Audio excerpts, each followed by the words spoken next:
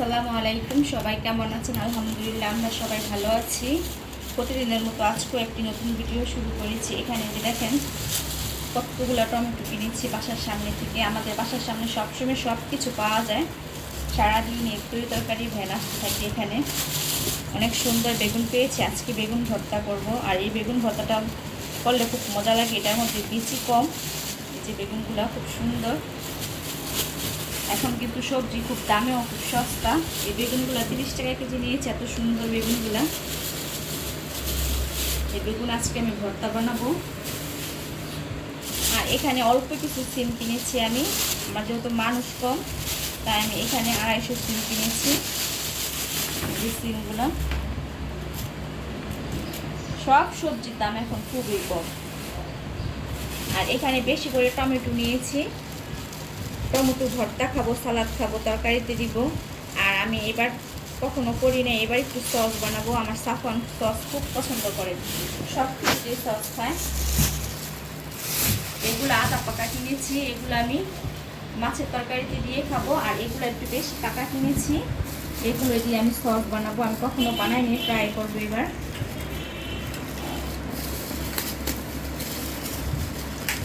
যে টমেটো এগুলো একটু পাকা দিয়ে কিনেছি। এখন একটা ঝুড়িতে নিয়ে নিব। এই যে ঝুড়ির মধ্যে আমি রেখে দিব।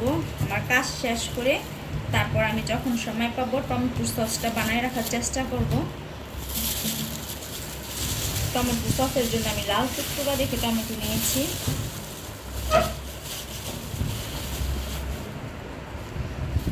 এই যে আমার বাসার সামনে থেকে বাজার। টমেটো কিনেছি, সিম কিনেছি, সাথে বেগুন কিনেছি। এখন বাসার কাজগুলো শেষ করব, তারপর রান্নার কাজে যাব। দুপুরে রান্না বান্না করার জন্য চলে আসছি। বেগুনগুলা ভালো করে ধুয়ে আমি মুছে নিয়েছি। 2টা বেগুন আজকে ভর্তা বানাবো। আর এখানে যে গ্যাস নাই, অল্প গ্যাস আছে, অল্প তাপেই আমি বেগুনটা আগে পুড়ে নিব। বাকি রান্নাগুলা গ্যাস হলে তারপর করবো আজকে। মাঝখান দিয়ে এইভাবে কেচে তারপর দিব, তাহলে পুরো ভালোভাবে বেগুনটা আমার সিদ্ধ হয়ে যাবে।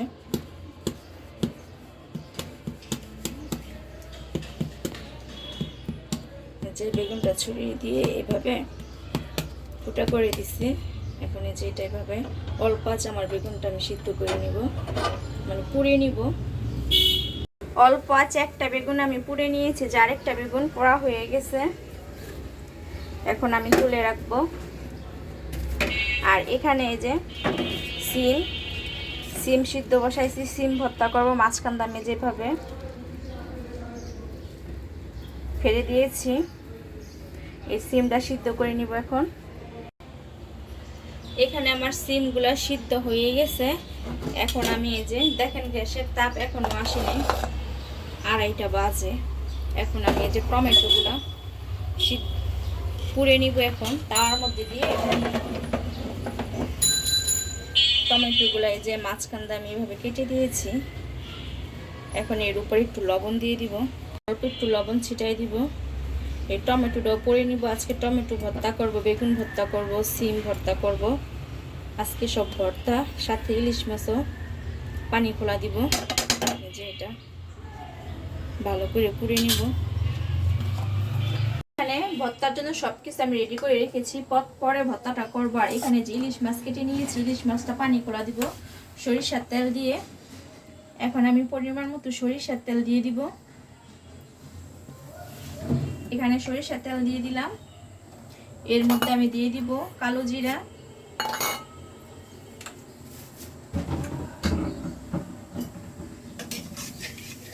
এখানে অল্প করে একটু হলুদের গুঁড়া দিব,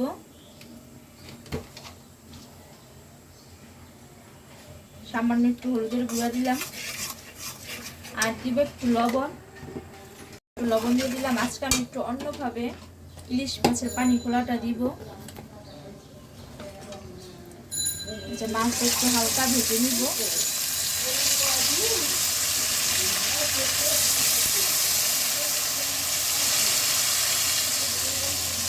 বেশি ভাজবো না, একদম হালকা একটু ভেজে নিব।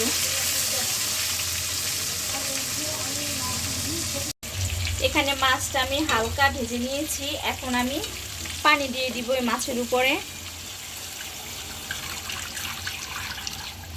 মাছের পানি খোলা দিব, তাই পরিমাপে পানিটা একটু বেশি দিতে হবে। আমার ছেলে মেয়ের এই পানি খোলাটা খুবই পছন্দের। আর আজকে সাফওয়ানের শরীরটা একটু অসুস্থ, সবাই দোয়া করবেন আমার ছেলের জন্য। আমার ছেলেটার আজকে জ্বর আসছে, সকালবেলা স্কুলে রেডি হয়ে গেছে, রেডি হয়ে আর স্কুলে যেতে পারলো না, হঠাৎ করে অনেক গায়ে জ্বর আসছে। কথা বলতে বলতে এখানে আমি স্বাদ মতো লবণ দিয়ে দিলাম। এখন এর মধ্যে দিব হলুদের গুঁড়া। এখানে অল্প করে হলুদের গুঁড়া দিয়ে দিলাম।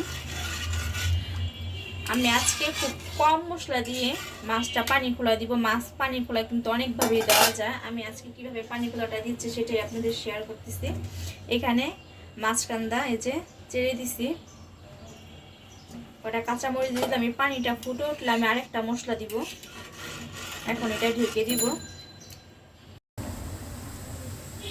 আমার ইলিশ মাছের পানি খোলাটা বরফ চলে আসছে। আর এখানে আমি একটা মশলা রেডি করে নিয়েছি। এখানে আমি 3টা শুকনো মরিচ দিয়েছি, আর সাথে একটুখানি জিরা হালকা ভেজে ব্লেন্ডার করে গুঁড়ো করে নিয়েছি। এই মশলাটা আমি মাছের মধ্যে দিয়ে দিব।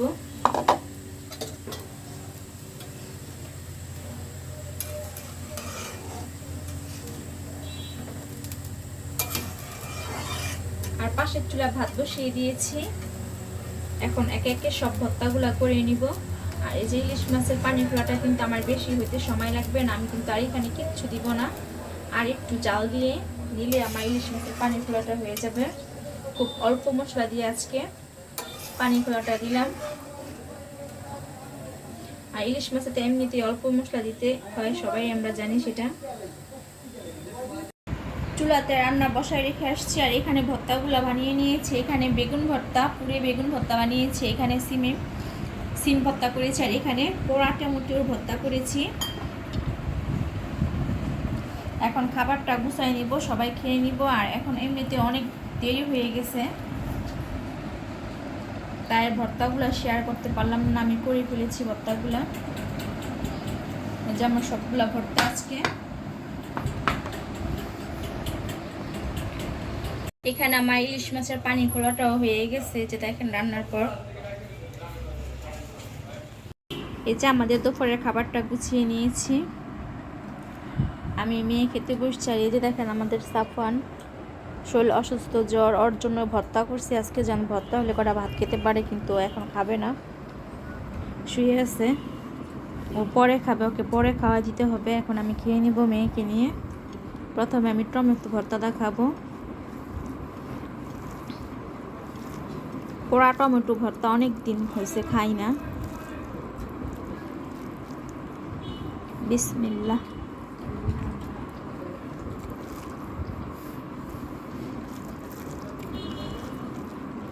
অনেক মজা হয়েছে ভর্তাটা, ধনিয়া পাতার খুব সুন্দর একটা ফ্লেভার আসতেছে।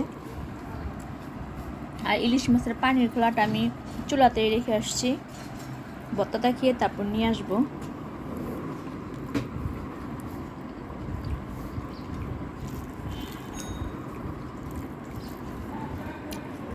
ভর্তাটা খেয়ে এখন ইলিশ মাছের পানি খোলা নিয়েছি।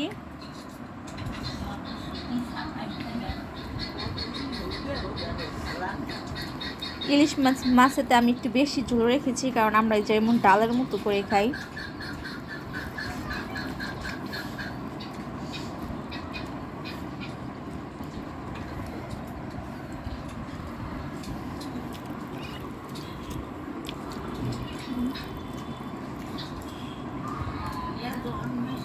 আলহামদুলিল্লাহ অনেক মজা হয়েছে।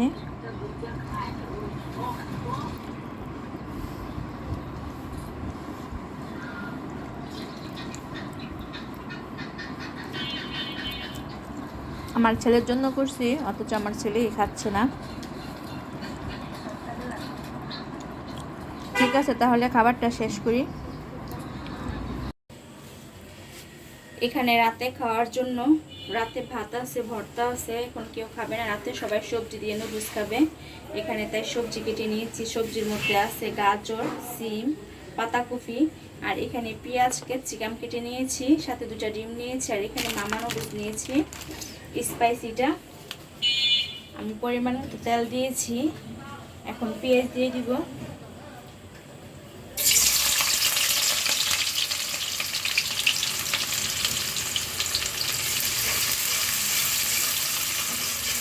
ভর্তা ভাত খেয়েছি, এখনো চাল ভিজিয়ে রেখেছিলাম ভাতে রান্না করার জন্য, কিন্তু সবাই বলতেছে নুডলস খাবে, তাই সবজি দিয়ে নুডলস রান্না করে দিচ্ছি।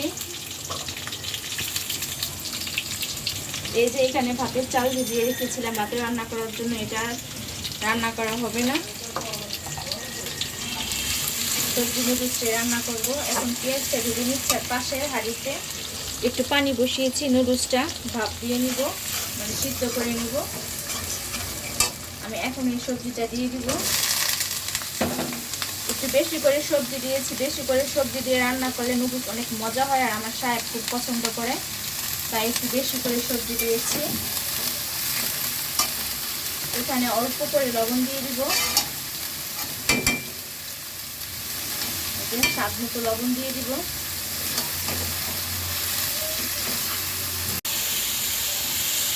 এখন আমি এখানে ক্যাপসিকাম আর কাঁচামরিচ আছে দিয়ে দিব।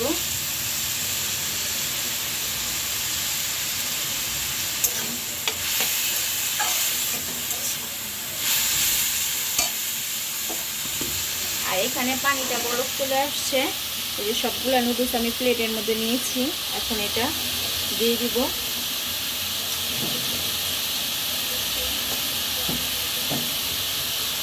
আমি এখানে ডিম দুইটা আলাদা বাটিতে ফাটাই নিব, নাহলে অনেক সময় ডিম পচা পড়ে, তাই আমি আলাদা বাটিতে আগে ফাটাই, তারপর দেখি।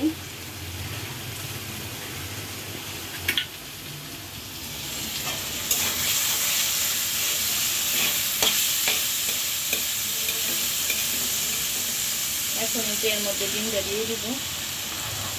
আর পাশের চুলায় এই যে আমার নুডলসটা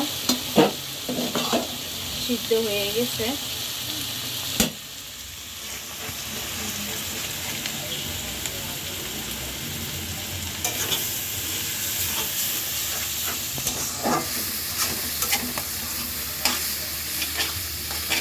এই সবজির উপরে আমি মশলাগুলো দিয়ে দিব, নুডলসের যে মশলাগুলো, সবগুলো মশলা দিয়ে আমি মিক্সড করে নেব মশলার সাথে। আমি যেভাবে নুডলসটা রান্না করি খুব মজা হয় খেতে, আর আমি সেটাই আপনাদের কাছে শেয়ার করতেছি। আমি সবজি নুডলস রান্না করার সময় এইভাবে রান্না করি, আর খেতে কিন্তু অসাধারণ মজা হয়।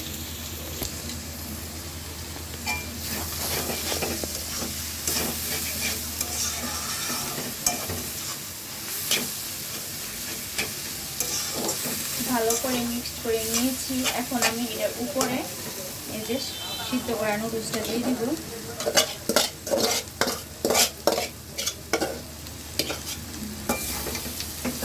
এখন এই সবজির সাথে ভালো করে নুডলসটা মিক্স করে নেব।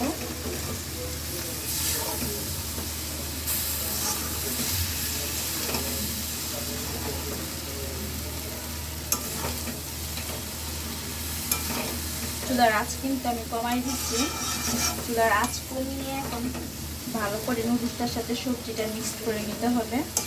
আর এই চটপট কিন্তু সবজি নুডলসটা রান্না করা যায়, নুডলস রান্না করতে এমনিতে অনেক সময় কম লাগে।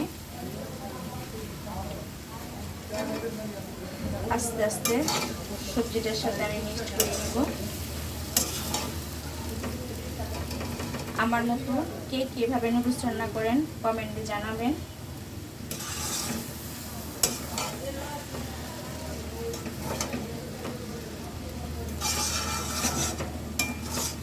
এই যে মিক্সড করে নিলাম, এখন সবাই খেয়ে নেব। আজকে রাতে আমরা নুডলস খাবো, আর আপনাদের কাছ থেকে বিদায় নেব। ভিডিওটি আজকের মতো এখানেই শেষ করব। সবাই ভালো থাকবেন, আল্লাহ হাফেজ।